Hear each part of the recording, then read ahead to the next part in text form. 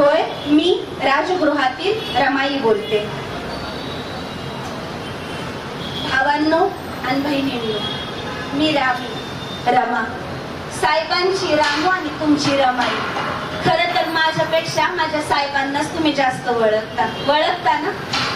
माझं साहेब म्हणजे महान पंडित, भारताच्या खाणीत सापडलेला कोहिनूर हिरा, जागतिक विद्वानांचा शिरोमणी, ज्वालामुखीतून बाहेर पडलेला तप्त लाभात कधी सागरासारख्या खोल हृदयाचा, बुद्धाशी लीन होणारा महाउपासक, बिनदुबळ्यांचा कैवारी, जातीयतेवर तुटून पडणारा सेनापती, मनुस्मृतीचं दहन करणारा क्रांतिकारक, नायकांचा महानायक, प्रज्ञावंत, निष्ठावंत, अंधभक्त्या विचारांचा महावीर, सागरावानी ज्ञान आभाळाच्या उंचीचा, स्वतंत्रपणे चमकणारा महाप्रज्ञ सूर्य म्हणजे माझा साहेब. हवं चंद्र सूर्यांनी माझं साहेब पाहिलं, त्यांचंच डोळं दिसलं बघा. अशा या स्वतंत्र प्रज्ञ सूर्याची मी रमाई, अर्थात सूर्याची सावली. माझ्या आयुष्याला फार मोठी कहाणी आहे. माझा जन्म दाभोळ जवळ असलेल्या बनन गावात झाला. गावच्या खालच्या बाजूलाच महारवाडा, दलितांची 5-50 घरं असलेली वस्ती. माझ्या बापाचं नाव भिकुजी धुत्रे, आईचं नाव रखमाबाई. माझ्या थोरल्या बहिणीचं लग्न झालं होतं. माझी धाकटी बहीण गौरांग, धाकटा भाऊ शंकर. म्हणजे आत्ताच्या कुटुंबात मीच मोठी होती. आमच्या घरात 18 विश्व दारिद्र्य होता असं म्हटलं तरी चालेल. माझा बाबांद्रावर हमालीची कामं करायचा, माशाच्या टोपल्या व्हायची कामं करायचा, वझी उचलायची कामं करायचा. आई बी त्याला मदत करायची, घर कामं करायची. कधी 2-4 मास पकडलं इकायला बघायचा, तर लोक घेत नव्हती. का तर आपण अस्पृश्य, आपल्या स्पर्शाने मास विटाळलं असतं, खराब होऊन जायचं. आई बापानं लय हालाखीत दिवस काढलं होतं. कधीच आमच्या सगळ्यांना एक वेळ पोटाला पोटभर खायला मिळाले असं झालं नाही, कधीच झालं नाही. पण आम्हा लेकरांना एक वेळ तरी पोटाला पोटभर खायला मिळावं म्हणून माझा आई बाप उपाशी पोटी राहायचं. उपाशी पोटी वजी उचलायची काम करायचं. उपाशी पोटी काम केल्यामुळे माझ्या बापाच्या आकड्यात लय पिळी बसला होता, त्याच्या छातीत दुखायला लागलं होतं. पण बानं त्याचं छातीचं दुखणं कधीच सांगितलं नाही आईला. सदा दुखणं अंगावर काढलं आणि हळूहळू त्याला खोकल्याचा त्रास सुरू झाला. खोकल्याची उबळ आली तर रक्ताची उलटी झाल्याशिवाय राहत नव्हती. बापासारखा आईला पण खोकल्याचाच त्रास लागला होता. पण तिच्या बापाचं दुखणं बघून आईनं जास्त हातरून धरलं. आजार पण तिचं हळूहळू वाढत गेलेलं दिसत होतं. कळत तर आम्हाला काही नव्हतं, एवढंच कळायचं आईला बरं नाही, आई खोकतीय. खोकल्याची उबळ आली तर तिची उबळ कितीतरी वेळ चालू असायची. बापाच्या दुखण्यानं आईनं हातरून धरलेलं आठवतं. 5-6 दिवस तर आईनं जेवणच केलं नाही. जेवायला तर कुठं घरात काय होतं, आईनं अन्न पाणी जणू काही सोडून दिलं होतं. कुठली चिंता तिला खात होती ठाऊक नाही. आईनं हातरून धरलं. शेजारच्या माईनाबाई, इठाबाई रोज तिला समजवायला यायच्या. कोण ना कोण आईला भेटायला यायचं आणि येताना आमच्यासाठी खायला घेऊन यायचं. आमची मजा होती होता. आईला भेटायला आलेली माणसं खायला घेऊन यायची, आम्हाला खायला भेटायचं.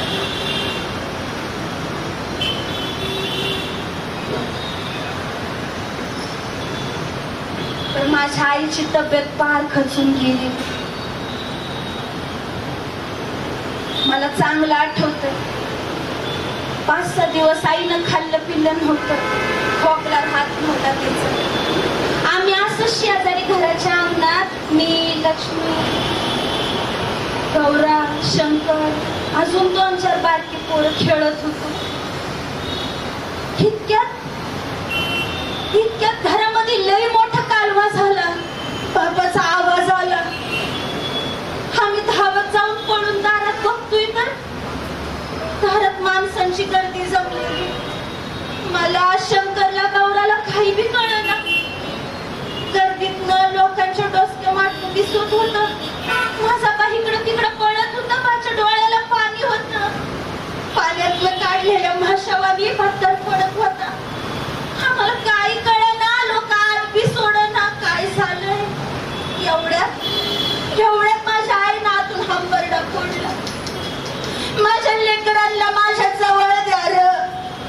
माझ्या लेकरांना माझ्या जवळ द्या. लोकांच्या गर्दीतनं आम्ही वाट काढत पुढे गेलो. आईपाशी बसलो. आईनं गौरशंकरचा हात हातात घेतला, मुका घेतला त्यांचा, माझ्याकडे डोळा भर पाहिलं. त्या दोघांचा हात हातात घेऊन मला दिला. मला म्हणती कशी,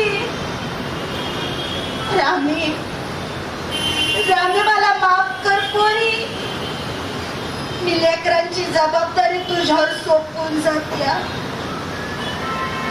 मला माहिती तुझं खेळायचं वय रामी, पण मला माफ कर. मला माझ्या जीवाचं काय खरं वाटत नाही. बापाला बघ, पोरांना सांभाळ, तुझी काळजी घे, सुखी रा पोरी. आईनं आशीर्वाद द्यायला डोसक्यावरून हात फिरवला, पण आईला पुढे हात फिरवता पण आला नाही. आईचा हात गळून पडला, तिला खोकल्याची उबळ आली. आईनं पाणी मागितलं, मैनाबाईनं पाणी दिलं, पण आईला पाणी पिता आलं नाही. पाणी पाणी करत माझी आई शांत झाली. कायमची आम्हाला काय कळत नव्हतं. काय मोकळून रडायला लागलो. पोरांकडे बघू, मेलेल्या आईकडं का बापाकडं. ती सगळंच आई सोडून गेली. असं मामा गोविंदपूरकडे मी लई रडला. लोक आम्हाला लेकरांकडे बघून रडायचे. अगदी लहान वयात मी आईला पोरकत झाले. किती सहज बोलली आई, पोरांना सांभाळ, बापाकडे बघ. कसं करायचं सांगून नाही गेली ग. असं बंदही रडला. पहाडासारखा बाप पण कोसळून पडला होता. समज सोपस्कार झालं, लोक पांगली. बापाचं दुखणं वाढतच चाललेलं. एकदा सांच्या पारी मी थोडा भाजी भात बनवला. समद्यांनी खाल्लं. शंकर खात नव्हता. बाण शंकरकडे पाहिलं, बाच्या डोळ्यात पाणी दाटून आलं. जवळ घेऊन शंकरला 2 घास भरवलं, तर पोरी विचारतंय कसं. ताई ताई आपली आई कुठं गेली ग. मला आईला लय भेटू वाटतंय ग ताई. मैना मावशी म्हणली शेजारच्या गावाला नेली दवाखान्याला. ताई किती दिवस झाला आपली आई आली ना. मला आईला भेटू वाटतंय ग ताई. कसं सांगू त्याला. तर लहान लेकराला सांगू कसं आई कायमच्या प्रवासाला गेली ती. आमचा बा तरी आम्हाला काय समजवणार होतं. त्याला बीटीपीचा आजार झालेला. 31 राज्याला टोपल्यात काहीच भाकर तुकडा शिल्लक नव्हता. समधी तशी झोपलो. दुसऱ्या दिवशी बा सकाळीच गेला कामाला बंदरावर. का तर आज काय काम करेल, थोडंफार पैसे मिळतील, लेकरांना भाकर तुकडा खाऊ घाल. भाऊ पशी पोटेच कामाला गेलता. बंदरावर टोपला उचलायला गेला, चक्कर येऊन पडला म्हणून लोकांनी उचलून त्याला घरी आणलं. बाला माझ्या समोर आणून टाकलं, तर मला हे बी ठाऊक नव्हतं की माझा बजेट हाय कमी आलाय. लोक सांगायला लागली. माशाची टोपली उचलताना भिकूला चक्कर आली पडला. पण बडबडत होता. रामीला सांगा, माझ्या रामीला सांगा मला माफ कर म्हणून. की तिला सोडून जातोय. गौरशंकरची काळजी घ्यायला सांगा. तिला सांगा मी तिची माफी मागितली. खुश राहा म्हणाव तिला. बा हे बा, हे तू का नाही सांगत रे मला. आई थोडं तर बोलून गेली की र. खुशराव सांग की रबा, तेवढं तर बोलायला उठ. मी एवढी मोठी आहे का रे बा की मी पोरांना सांभाळ. पप्पा माझ्यासाठी तर मला कोण सांगू तसा जगू कसं सांभाळून लेकरांना.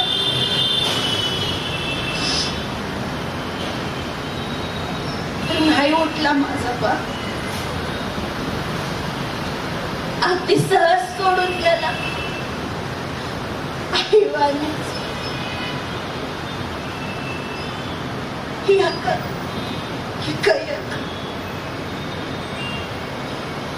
जिकडं तिकडं बातमी पसरलेली, मुंबईवरनं चुलता मामा सारं नातेवाईक आलेलं. गौऱ्या शंकरकडे बघू, त्यांना जवळ घेऊ का मेलेल्या बापाच्या छाताडावर डोकं ठेवून रडू अशी माझी गत झालेली. सगळं सोपस्कार करून लोक वाटायला लागली. नातेवाईक बी पांगले जिकडं तिकडं. लोकांना आता काळजी पडली, वनन गावात पोरांचं हाय कोण, हाय बापाच्या माघारी काय करायचं ह्यांचं. सुलतान मामांनी विचार करून आम्हाला मुंबईला न्यायचं ठरवलं. मामा मामींनी आम्हाला मुंबईला नेलं. मामा मामींनी लय जीव लावला व पोटच्या लेकरापेक्षा जास्त जीव लावला. पण रात झाली का मला आई बापाची आठवण व्हायची. शंकरला घास भरवताना मला आई दिसण्याचा भास व्हायचा. आम्ही मुंबईला पण नजर मात्र वनगावच्या खोराड्यात असायची. मुंबईच्या त्या माया जागात आम्ही आई बाप शोधत होतो, पण तिथं सारे पळणारीच माणसं दिसायची.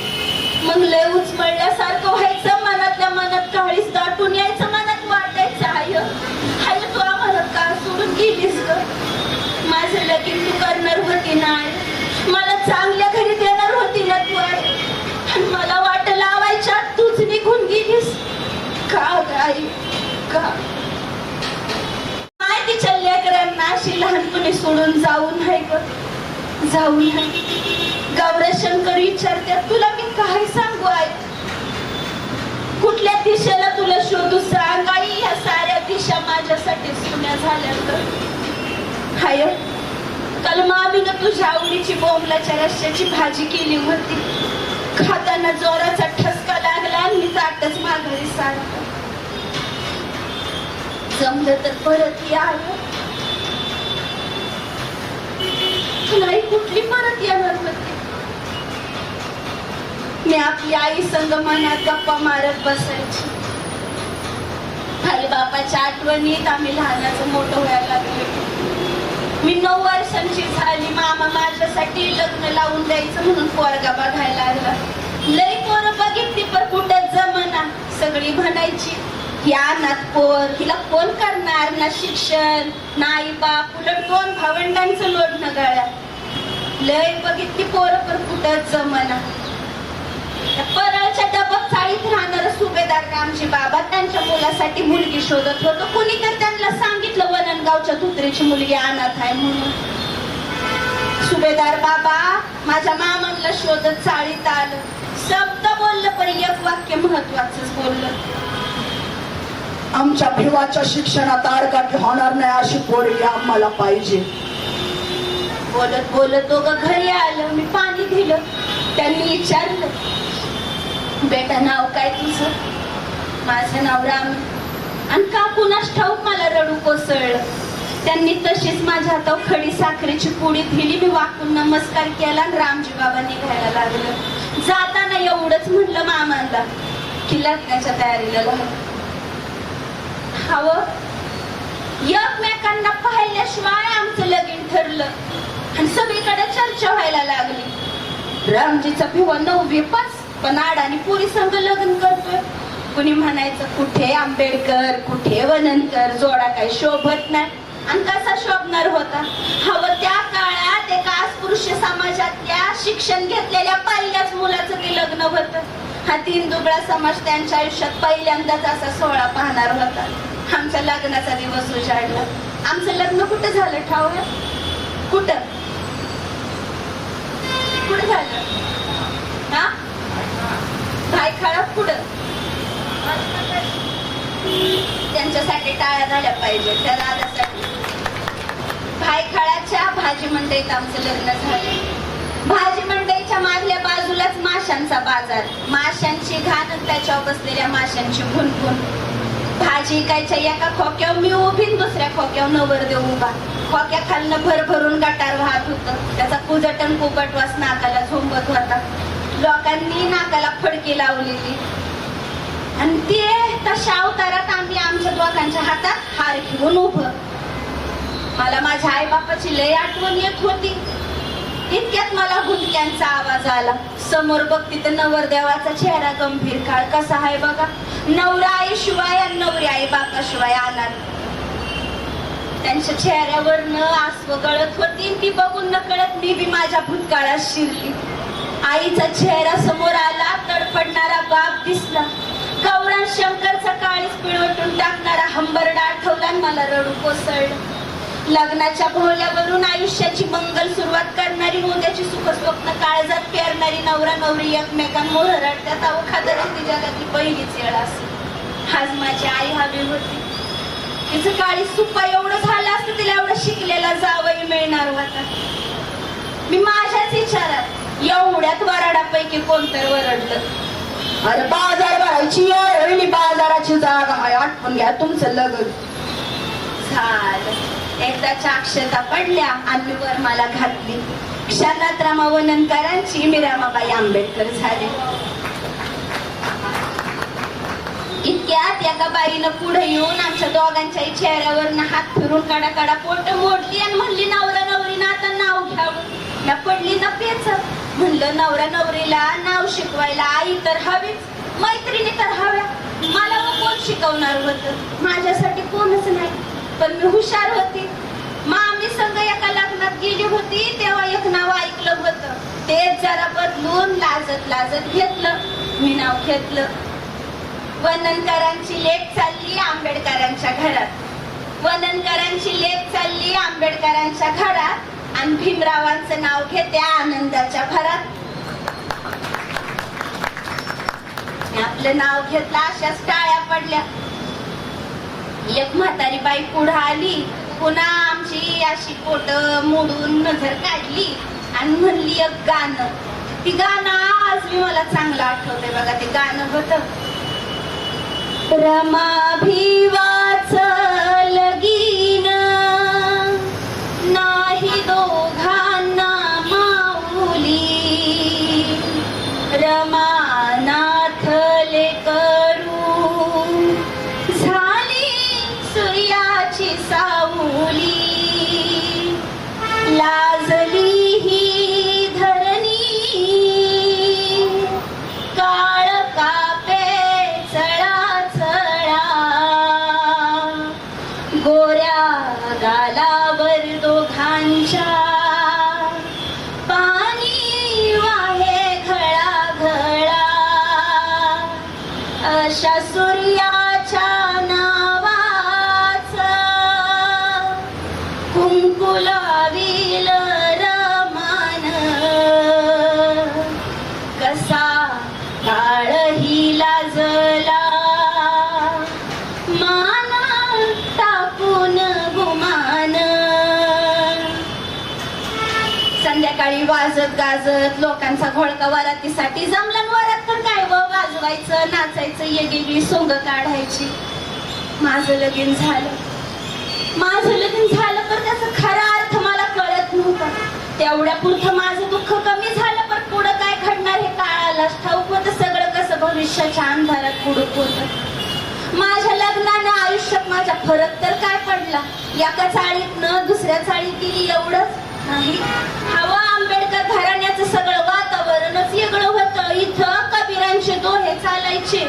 इथं माणसाला न्याय कसा मिळवून द्यायचा, माणसानं गुलामगिरीतनं कसं निघायचं, आपल्या हक्कासाठी कसं भांडायचं हेच समज चालायचं.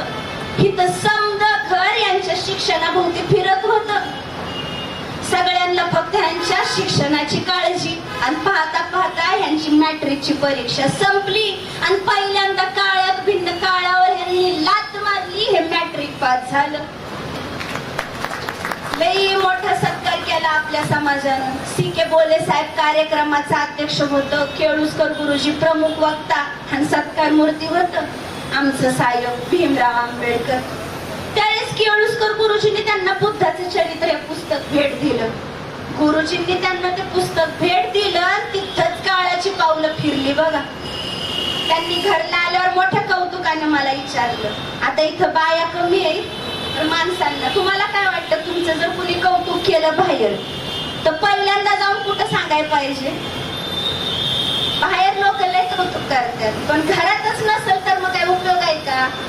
शेवटची पावती कोण देती? बायको आहे ना का नाही? त्यांना बी लय कौतुक वाटलं. आलं घरी मला विचारतात कसं. रामू तुला कसं वाटलं ग? मी मान हलवून म्हटलं, साहेब मला ते काही कळत नाही, मला चांगलं वाटलं. मला एकच कळते, तुम्ही लई मोठा आहे. मोठा? किती ग मोठा? आणि तुला वाटलं नेमकं काय? म्हटलं साहेब मला ते नाही सांगता येणार, आणि किती मोठं ते बी नाही सांगता येणार. तरी बी खोदून खोदून विचारत होत. अगं एकदा सांग तरी, नेमका किती मोठा? मग थोडासा विचार करून मी त्यांना सांगितलं. म्हटलं साहेब ती मला सांगता येणार नाही, मला एवढंच कळतं तुम्ही लय हुशार हाय, तुमचं काम चांगलं चाललंय, आणि तुम्ही एवढं मोठं व्हा, एवढं मोठं व्हा, एवढं मोठं व्हा साहेब की हे डोईवर दिसतंय ना, या आबाळ त्या आबाळाला बी लाजून एवढं मोठं व्हा. हसलं. आणि खरंच किंवा त्यांचा आभाळापेक्षा मोठं व्हायचा प्रवास सुरू झाला. नंतर त्यांनी कॉलेजमध्ये शिकायला ऍडमिशन घेतलेलं. कॉलेजमध्ये जायचं, शिक्षण घ्यायचं, घरला पुस्तकं वाचत बसायचं. की कॉलेजला गेलं का मी आपली घरातली कामं उरकायची, मी रात्याची सेवा, बाबांचं औषध पाणी, ते आलं की जेवण आणि पुणे बाकीची कामं. पण एक दिवस ते कॉलेजमधनं आलं, चेहरा जरा गंभीर होता. पाणी दिलं, पाणी पिऊन मला म्हणतात कसं, रामू तू आता शिक्षण घ्यायला पाहिजे, शिकायला पाहिजे. मी शिकाय पाहिजे आणि तुम्ही शिकताय ते काय पुरण आहे का साहेब? अगं तसं नाही, पण स्त्री शिकली पाहिजे, तिला लिहायला वाचायला यायला पाहिजे. आणि तुम्ही एवढी मोठी बुक वाचताय, मी वाचून काय फरक पडणार आहे साहेब? फरक पडणारे रामू, फरक पडणारे. अगं आपण म्हणतो ना, जिच्या हाती पाळण्याची दोरी, ती दोरी धरणारी स्त्री जर शिकली तर झोका कसा चूक दिशेनं देईल. मला हे जरा पटलं. मी तयार झाले, मी वय म्हंटल शिकायला, पण एका चाटीवर यांनीच मला शिकवायचं. मला वाटलं नाही म्हणतात, पण कुठलं काय, स्वारी तयार झाली. मला म्हणतात कसं, का नाही शिकवणार रामू मी तुला? मी जरूर शिकवेन. ज्योतिबांनी नाही का सावित्री माईला शिकवलं, तसा मीही शिकवेन तुला. ज्योतिबा फार मोठे क्रांतिकारक पुरुष रामू, सावित्री माय अडाणीच होत्या, पण त्या शिकल्या. त्यांनी या देशातील तानुबाई बिर्जे घडविल्या, ताराबाई शिंदे घडविल्या. देशातील पहिली मुख्याध्यापिका फातिमा बीबी झाल्या, तर महारा महागाचं दुखणं वेशीवर टांगणारी मुक्ता साळवे सावित्री माईंच्या शाळेतली. बघ रामू, स्त्री शिकली तर काय करू शकते. अगं ज्योतिबांनी वखरलेल्या शेतात हातातल्या काठीनं सावित्री माईला लिहायला वाचायला शिकवलं, आणि क्रूर काळाला सुद्धा घाम फोडलाय त्या साक्षी झाला. सावित्री माई अडाणीच होती, पण ज्योतिबांनी त्यांना शिकवलं, आणि त्याच मातीतली अक्षर पुढे काळाच्या डोक्यावर विराजमान झाली. हे लक्षात ठेव, मी जरूर शिकवेल तुला. झालं की आमचा शिक्षणाचा प्रवास सुरू. साहेब कॉलेजात गेलं का मी पटापटा घरातली कामं आवरायची. ते आल्यावर जेवण झालं की पाटी पेन्सिल पुस्तक आपलं घेऊन बसायचं. आ ई त्याच्या मोरचाई अशी संधी बाराखडी शिकत शिकत मी पटपट पटपट सगळं लिहाय वाचायला शिकली. हळूहळू ह्यांच्या इथली पुस्तके वाचायला लागली. साहेबांना लय अभिमान वाटला, लय गर्व वाटला. त्यांची अडाणी रामू आता अडाणी राहिली नव्हती, ती आता लिहायला वाचायला शिकली होती. त्यांना लय आनंद झाला. साहेब कॉलेजात गेलं की मी कामं उरकायची, त्यांच्या पुस्तकातल्या ढिगातलं एखादं पुस्तक काढून वाचत बसायची. असंच एक दिवस दुपारच्याही सुभेदार बाबांनी मला आवाज दिला. एक पुस्तक माझ्या हातात ठेवलं आणि मला म्हणतात कसं, बेटा रामी, हे पुस्तक मला वाचून दाव. ते पुस्तक म्हणजे केळुस्कर गुरुजींनी दिलेलं बुद्धाचं चरित्र होतं. मी घेतलं वाचायला. त्यातील बुद्ध राहुलला आणि यशोधरेला सोडून ज्ञानाच्या शोधात निघून जातात. महाचिंतनानंतर तथागत भगवान गौतम बुद्ध होतात. नंतर लोक त्यांना मानानं मुजरा करू लागतात. ह्यो एक भाग मी एका तासात वाचून दाखवला. का कुणास ठाऊक मला माझ्या साहेबांचे विचार सुद्धा त्या बुद्धाच्या विचारांवानीच क्रांतिकारक वाटत होतं. बुद्ध कीर्तीचा सुगंध माझ्या साहेबांच्या रूपानं ह्या धरणीवर पसरल्याचं सपन मला पडायला लागलं होतं. पण मला धाकधूक बी वाटत होती, भीती वाटत होती. मी सुभेदार बाबांना विचारलं, बाबा, जसं म्हणलं ही महात्मा बुद्ध त्यांच्या बायकोला पोराला सोडून गेलं, समजा लोकांच्या कल्याणासाठी, त्यांचं भलं करण्यासाठी गेलं संसार सोडून, तसं माझं साहेब बी जातील का हो मला सोडून? तर सुभेदार बाबा म्हणतात, कसं? बेटा रामी, सगळे संसार घरदार सोडून होत नसतात. काही संसार घरात राहून पण करायला लागतात. पण जर या 9 कोटी लेकरांच्या संसाराचं भलं भिवाला करायचं असेल तर त्याला त्याच्या संसाराकडे लक्ष दिलं नाही तरी चालेल. त्यानं घरात लक्ष नाही घातलं तर तुला त्याच्या पाठीशी तर खंबीरपणे उभं राहावं लागणार आहे. जोपर्यंत मी आहे तोवर काय फिकीर नाही. पण मला वचन दे, माझ्या माघारी तू माझ्या भिवाची साथ सोबत करशील, किरकिर न करता समज सांभाळशील. तुझी हाय का तयारी? मी होय म्हंटल. दिलं वचन. शेवटपर्यंत ह्यांची साथ सोबत करायची, काही किरकिर न करता, कुरकुर न करता. का तर 9 कोटी लेकरांच्या आयुष्याचा प्रश्न होता. त्यानंतर आमच्या घरात नवीन पाहुणा आला. मी आई झाली. सुभेदार बाबा, आजोबा, साहेब बा. मुलाचं नाव ठेवताना लोकांनी लई काय बाई सुचवलं. कोणी गोविंद, केशव, माधव. साहेबांना नाही पटलं. त्यांनी मला विचारलं, रामू, काय नाव ठेवायचं आपल्या बाळाचं? म्हणलं, तुम्ही ठेवाल ते. यांनी ठेवलं यशवंत. आणि मला म्हणतात, कसं? ह्या नावात खूप मोठा अर्थ आहे रामू. अगं, महात्मा फुल्यांनी आपल्या दत्तक मुलाचं नाव यशवंत ठेवलं होतं. मग ज्योतिबाच आपला कुलपुरुष समज ना. झालं. यशवंत यशवंत यशवंत. घरात नवीन नावाची भर पडली. त्याच्यानंतर साहेब बडोद्याला नोकरी करायला गेलत. का तर शिक्षण घेता घेता नोकरी करायची म्हणजे 2-4 पैसे कमवून त्यांना पुढच्या शिक्षणाला जायचं होतं. साहेब बडोद्याला नोकरीला गेलं खरं. पण इकडे सुभेदार बाबांची तब्येत या काय केलंय बिघडायला लागली. 2-4 दिवस तर साहेबांच्या नावानं नुसतं धोसरा काढून रडत होतं. मी तातडीनं त्यांना तार केली, बाबांची तब्येत खराब आहे त्याची. ते आलं. येताना सूरजची बाबांच्या आवडीची मिठाई घेऊन आलं. ती बाबांजवळ गेलं आणि बाबांना त्यांनी मिठाई खायची विनंती केली. बाबांनी नग म्हणून मान हलवली. पण बाबांचे डोळे अभिमानानं भरून आले होते. आपल्या पराक्रमी वाघाला पाहताना त्यांना परमानंद झाला होता. त्याच भरलेल्या डोळ्यानं, पाणावलेल्या त्या डोळ्यानं मी कोपऱ्यात उभी माझ्याकडे बघून म्हणतात, कसं सुभेदार बाबा? बेटा रामी, बेटा रामी, ह्या आग लागलेल्या काळजाला सांभाळ पोरी. अगं, उद्याचा भारत घडवताना मला भिवाला पाहायचं होतं. जाती अंताचा लढा देणारा सेनापती त्याला करायचा होता.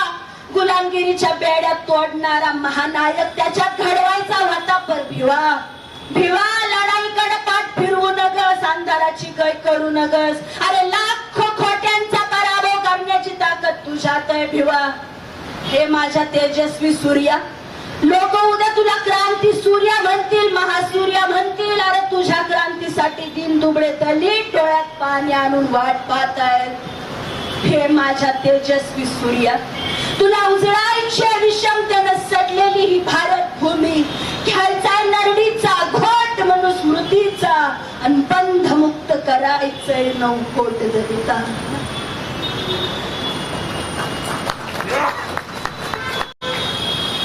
बंधमुक्त करायचे 9 कोट दलितांना. शेवटपर्यंत सुभेदार बाबा कळकळीनं हेच बोलत होते. शेवटचा शब्द त्यांच्या ओठातच अडकलं. पुढच्या क्षणी सारं संपलं. पहाडासारखं आमच्या पाठीमागं उभा असणारं सुभेदार बाबा कायमचं काळाच्या पडद्याआड गेलं. कायमच. साहेबांना ही गोष्ट लय लागली, लय रडलं लहान लेकरावाने काय मोकळं.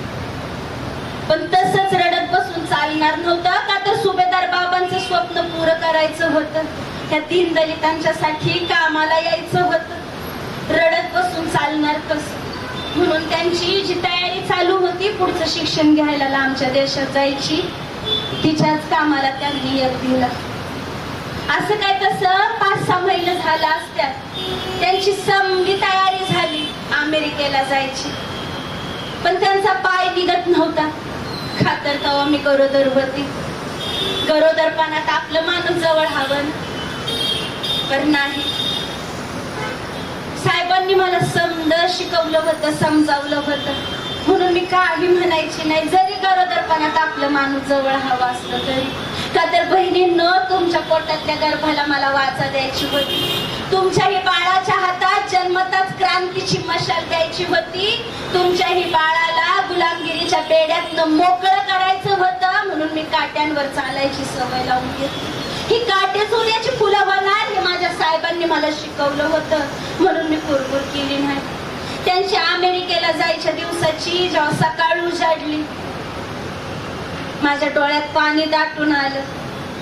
माझ्या डोळ्यातलं पाणी बघून साहेब म्हणतात, कसं आसवावर रामू आसवावर. या आसवांची नदी झाली तर हा समाज त्यात वाहून जाईल, त्याला बांध घाल. समाजाचे अश्रू पुसण्यासाठी आपले हात ओले नको, ते कोरडे हवे. डोळं पुसलं आणि त्यांना वाट लावून आलं. ज्ञानाचं तुफान छातीवर झालेल्या साहेबांना लय गर्व वाटायचं. साहेब अमेरिकेला पोहोचलं आणि एक दिवस न्यूयॉर्कवर अचानक त्यांचं पत्र आलं. त्या पत्रात त्यांनी लिहिलं होतं, प्रिय राम, सुखरूप पोहोचलो. अमेरिकेची संधी मिळाली ही उद्याच्या इतिहासाला जन्म देणारी घटना ठरेल. मी तुझ्या डोळ्यातलं पाणी पाहिलं होतं, पण रामू, विरह आणि दुःख हीच माणसाला मोठं बनवतात. बरं रामू, मी वणव्यातून धावण्याची प्रतिज्ञा केली आहे. मी ही शर्यत जिंकलो तर आपल्या देशाला उजेडात उभं करेल. अगं, मला भारतातल्या गुलामगिरीची कबर बांधायची आहे. मी ही लढाई हारणार नाही. फक्त तू पाठीशी राहा, म्हणजे मला पोलादी पंख आल्यासारखं वाटतं. अमेरिकेशिवाय शिव नाही. इथं माणूस मोकळा श्वास घेतो आणि हीच परिस्थिती मला भारतात निर्माण करायची. यशवंताची काळजी घे, तुझ्या तब्येतीला सांभाळ. तुझा भीमराव आंबेडकर.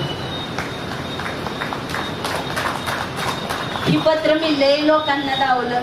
समध्या चाळीत फिरवून आली. माझं साहेब अमेरिकेला गेलं सगळ्यांसाठी.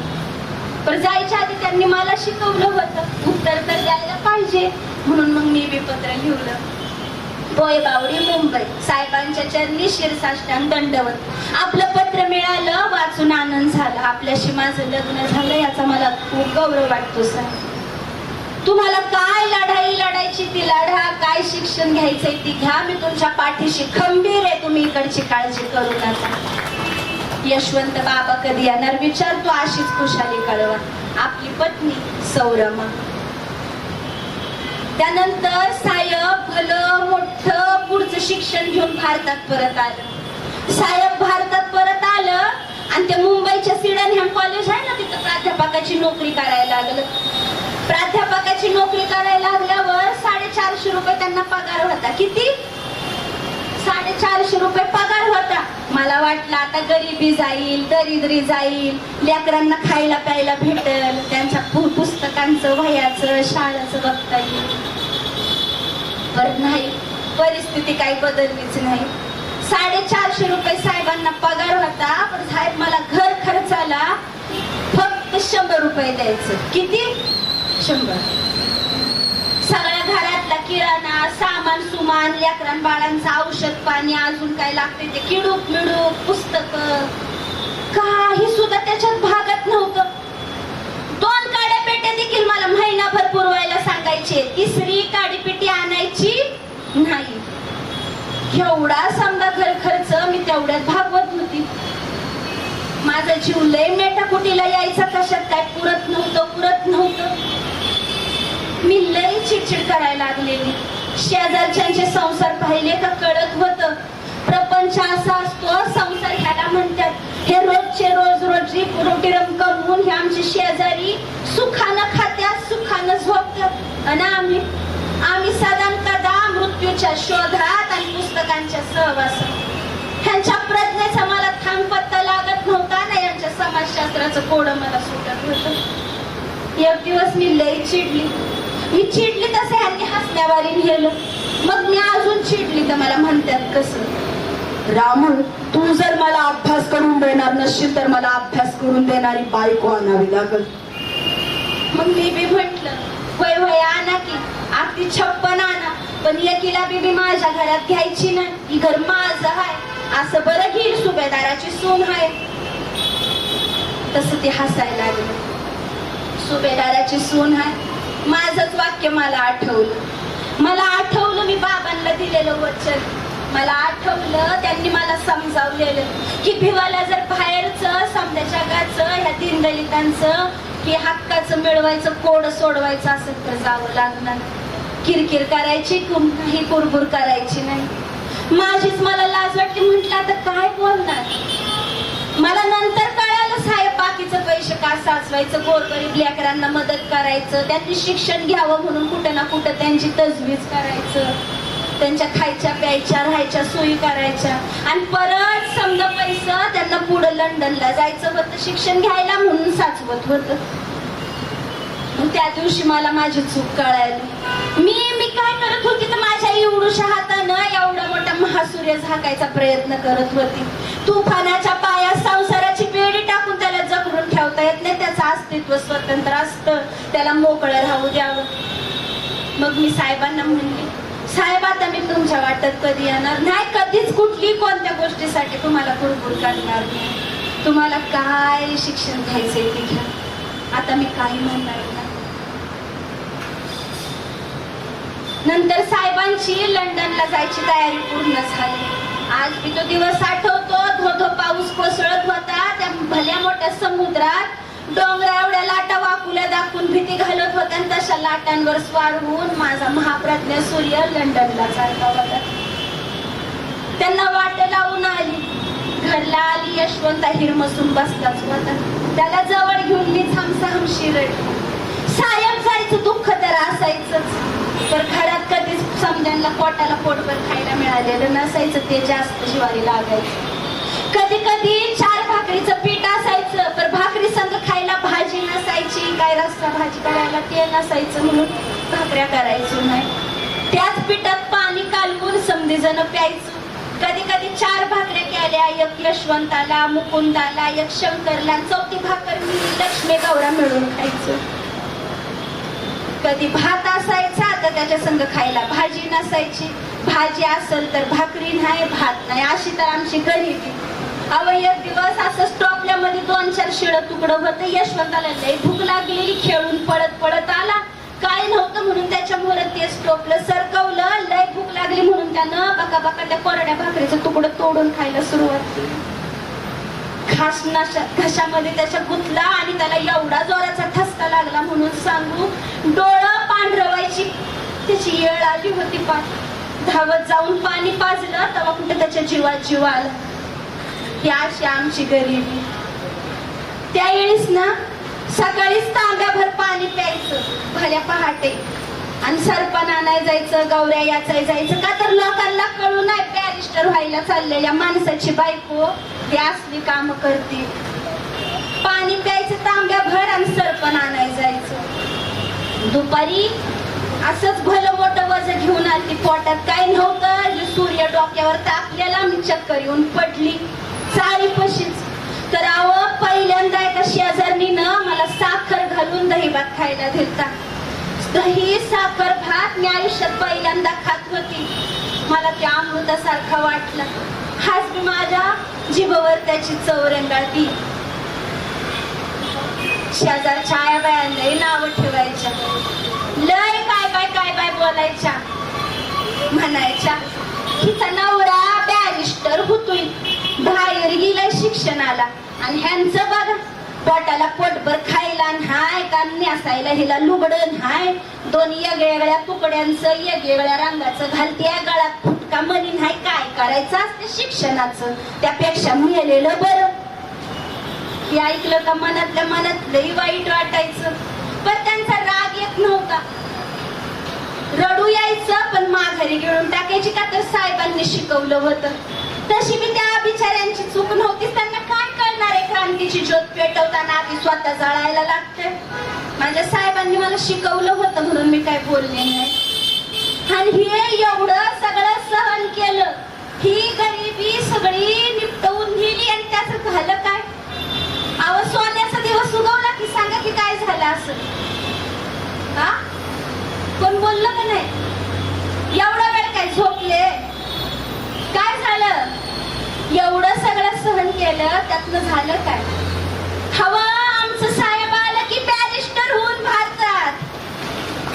मग ही दुःख दारिद्र्य सहन केलं, त्याचं काही ना काहीतरी फळ मिळालं.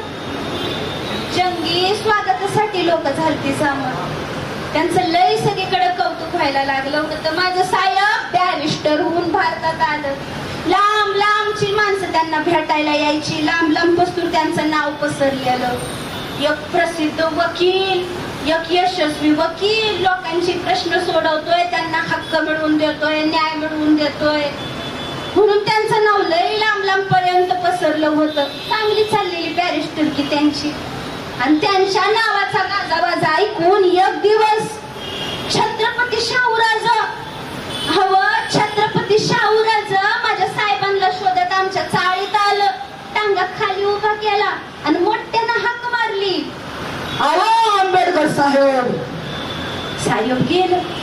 काय आज्ञा आहे महाराज? आज्ञा बिज्ञा काय नाही, तुम्हाला कडकडून भेटावं म्हणून आलो. असं म्हणून त्यांनी एकमेकांना प्रेमानं मिठी मारली. हवं चाळीतली रस्त्यावरची 100-200 माणसं टकामका हे दृश्य बघत होती. एक राजा माझ्या साहेबाला प्रेमानं मिठी मारताना बघून मी तर पुरती हरखून गेली. घरला आल्यावर त्यांनी थोडा भाकर तुकडा खाल्ला. माझी तब्येत त्यावेळेस बरोबर नव्हती. त्यांची चर्चा चालू होती माझ्या खराब तब्येतीबद्दल. साहेबांनी त्यांना सांगितलं तर राजा काय म्हणतात, डॉक्टर बाबासाहेब आंबेडकर रमा बहिणीला धारा की आमच्या पन्हाळ्याला. आमच्या कोल्हापूरचं वातावरण लय झाक आहे. रमा बहीण अशी तरतरीत होऊन निघाल 2-4 दिवसात. माझ्या तर डोळ्यात खळकन पाणी आलं. हवं एका स्वतंत्र संस्थानाचा नरेश, शिवरायांचा वंशज, एक राजा, एक छत्रपती, एक महाराज मला बहीण म्हणून माहेरपणाला बोलवतो. ही गोष्टच त्या काळी किती अभिमानाची होती. आणि तसं पाहायला गेल्यावर मला माहेर कुठं होतं वनंदगाव सोडल्यावर. सावराजांच्या शब्दातच मला माहेर पुन्हा गवस. त्यावेळेस त्यांचं बोलणं आम्ही समधी ऐकत होतो. ह्या भेटीत शाहूराज साहेबांना म्हणतात कसं, डॉक्टर बाबासाहेब आंबेडकर आता माझी काळजी दूर झाली बघा. या समाजाला, या दलितांना, या भारतीयांना तुमच्या रूपाने योग्य नेता भेटलाय, यांचा खरा बाप भेटलाय. अव उद्याची या दलितांची समधी धुरा तुम्हाला तुमच्या लेखणीच्या टोकावर सावरावी लागणार आहे. आता माझी काळजी संपली, यांना योग्य नेता भेटलाय. साहेबांच्या डोळ्यात खळकन पाणी आलं. हवं एवढा मोठा राजा, छत्रपतींचा वंशज माझ्या साहेबांवर एवढा विश्वास ठेवतोय बघून आमचं बी मन खूप असं भरून आलं. सुप्पा एवढं. शाहूराजांचा साहेबांवरती लय विश्वास होता. साहेब बी त्यांना लय मानायचं, लय आदर करायचं. पुढे या का आजारपणात छत्रपती शाहूराजांचा मृत्यू झाला. साहेबांच्या मनाला ती गोष्ट लय लागलेली. समानतेचा पहिला हक्काचा माणूस गेला असं म्हणले साहेब आठवतंय मला. साहेबांची लांब लांब पर्यंतची दौरे असायचे. त्यांची कामं सुरूच असायची तेव्हापासनं. घरात सकाळपासनं संध्याकाळपर्यंत माणसांची रांग असायची. चर्चा, आंदोलन, चळवळी, भाषणं, पुस्तकं लिहणं, कुणाला काय सल्ले देणं, शिकवणं, समजावून सांगणं, प्रेमाने एखादी गोष्ट उलगडणं, सगळं हेच चालू असायचं. आणि आम्ही समधी बघत असायचो ही काय चाललंय, ह्यांचं काय हाय काय नाही. त्यांचं नाव लय लांब लांब पर्यंत पोहोचलेलं. एक दिवस सकाळच्या पारीच एक माणूस आला आणि त्यांचं पाय पकडून धाय मोकळून रडायला लागला. त्याला उठवलं तेव्हा कळलं पुन्हा सावकारानं त्याची जमीन बळकावून त्याला जातीवाचक शिव्या दिल्या होत्या. पण साहेबांनी त्यांना उठवलं आणि म्हंटल, अरे उठ, मला रडणारी माणसं नकोत, मला लढणारी माणसं निर्माण करायची आहेत.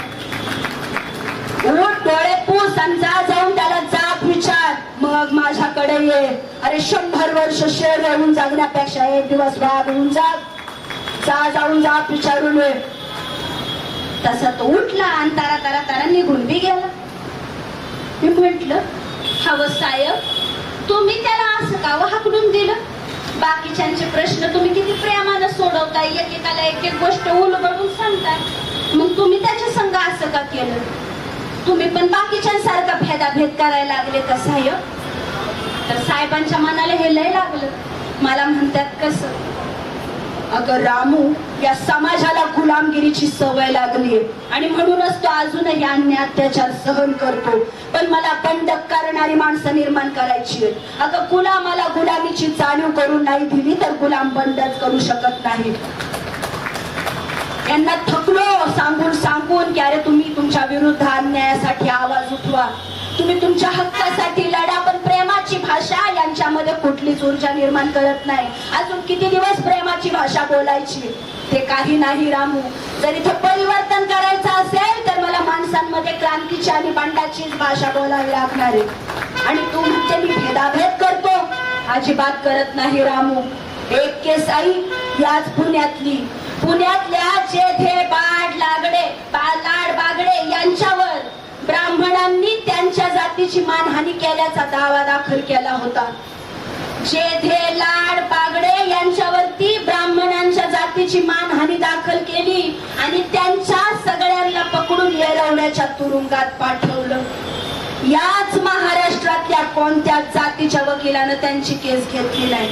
शेवटी सेशन कोर्टात मी अपील केलं, त्यांच्यासाठी लढलो, त्यांना सोडवलं आणि हे सिद्ध केलं की माझा ब्राह्मणांना विरोध नसून ब्राह्मणवादाला विरोध आहे. इथं जातीचा प्रश्न येतोच कुठे? माझे कितीतरी मित्र ब्राह्मण आहेत आणि त्यांच्या माध्यमातून मी हिंदू धर्म संस्कृतीचे मुखवटे फाडतोय. कितीतरी मित्र माझे ब्राह्मण, तिथे जातीचा प्रश्न येतोच कुठे? ब्राह्मणवाद हा प्रत्येक जातीतल्या प्रत्येक धर्मातल्या स्वतःला सर्वश्रेष्ठ वरचढ समजणाऱ्यांच्या डोक्यात चढून बसलाय आणि माझा त्या ब्राह्मणवादाला विरोध आहे. जवळकर म्हणतात ते खरंय, ब्राह्मणवाद ही चीज अशी आहे जी भेदाशिवाय जगत नाही आणि गुलामीशिवाय जन्मत नाही. यांचे पुतळे करण्याऐवजी कागदी पुतळे करून जाहीरपणे जाळण्याचे सण साजरे केले पाहिजेत. अगं कोठे मृत महाराष्ट्रातून कडव्या सत्यनिष्ठतेचा झंझावात उत्पन्न करणारे महात्मा फुले आणि कोठे पुराणाच्या कापूसवाती हाती देणारे टिळक. उनपटांना कौन्सिलात काय नांगर चालवायचंय, वाण्यांना काय तागडं धरायचं आणि शिंप्यांना काय मशीन चालवायची असं भाषण ठोकणारे टिळक.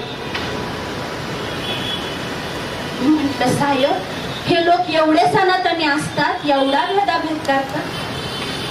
साहेब म्हणतात, कसं एवढेच? रामू पुढं ऐक, जवळकर काय लिहितात, जवळकर काय म्हणतात. जवळकर म्हणतात, व्रताच्या खर्चात हजारो फूट खोल काढून जिवंत मुर्द्यांच्या शरीराचे लचके तोडणारी गिधाड म्हणजे हे पंडित. बुद्धाच्या मानवी संस्कृतीला हाणून पाडून 4 वर्णाच्या नावाखाली 6000 जातींना जन्म देणारी ही हिंदू संस्कृती म्हणजे हडळ. अगं सिंहासारखा गरजणारा मर्दांचा मर्द राजा शिवराय या कृतज्ञ सैतानांनी क्षुद्र ठरवला आणि राज्याभिषेकाला नालायक बनवला. ज्या तुकोबांनी वेदवादी अभंग रूपातून मांडली तर तुकोबांच्या अभंग या नराधमांनी इंद्रायणीच्या डोहात बुडवले. नंतर तुकोबा रायांना ठार केलं आणि अफवा पसरवली. तुकोबा राय वैकुंठाला गेले विमानात बसून आणि त्यांच्या सारख्याच नराधमांनी छत्रपती शाहू वारल्यानंतर पेढे वाटले. रामू, ते काही नाही रामू. आणि म्हणून माझा या हिंदू धर्म संस्कृतीला विरोध आहे. आपण हिंदू म्हणून जगतो ना, आपल्याला हिंदू म्हणून अधिकार मिळतात का? नाही मिळत रामू. आणि मला ते सगळे अधिकार सगळ्यांना मिळवून द्यायचे. मी हिंदू म्हणून जन्माला आलो असलो तरी मी मरणार नाही हिंदू म्हणून, हे लक्षात ठेव रामू.